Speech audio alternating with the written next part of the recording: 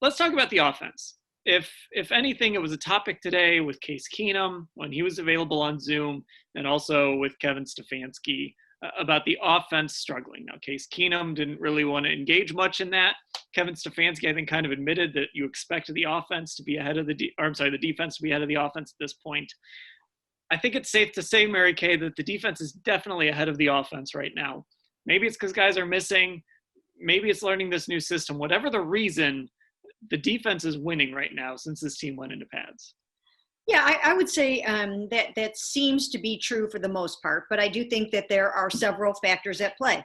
Again, number one, we mentioned all the guys that are missing. The offense is going to look a whole lot different with Jarvis Landry and Odell Beckham on the outside. I mean, it's just, night and day.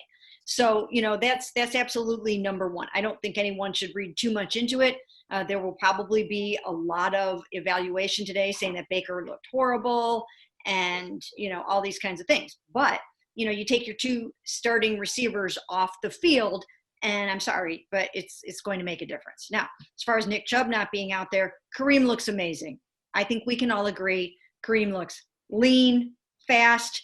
He's going lights out. He's, after the whistle blows, he's still running.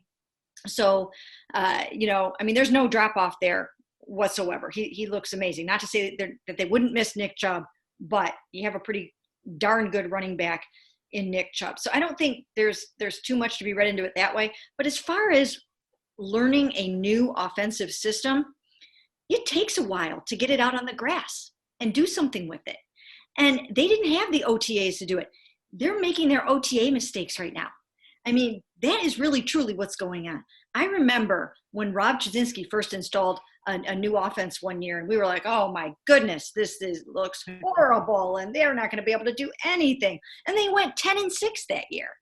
And it looks ragged right now because it is a timing offense. It's precision.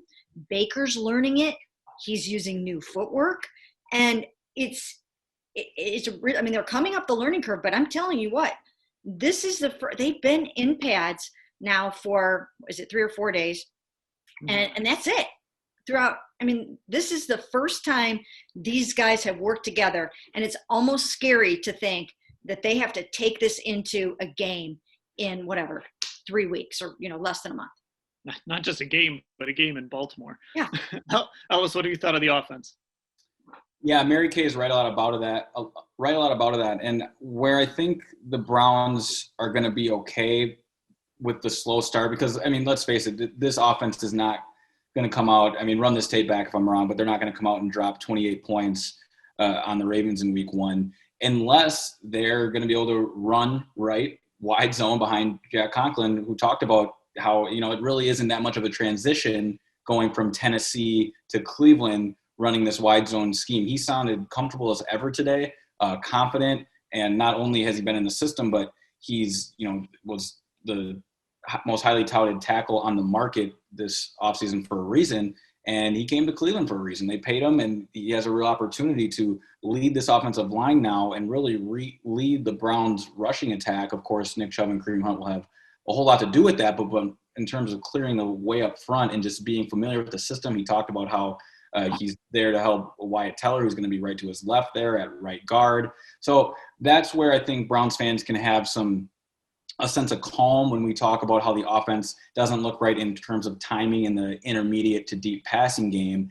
If Baker Mayfield's looking at a lot of 2nd and 6, 3rd and 3s, then it may not matter a whole lot, and they can protect the back end of their offense with that. And though we've been talking about how the offense doesn't look good through the air, one name we got to mention, I'm sure we're going to get there, and Dan, if I'm stealing your thunder, feel free to add to this. But this was Harrison Bryant's day. He caught 2 red zone touchdowns, back-to-back plays. The first one was a real tough catch. Baker was throwing him high today, just in general. A lot of his balls were high.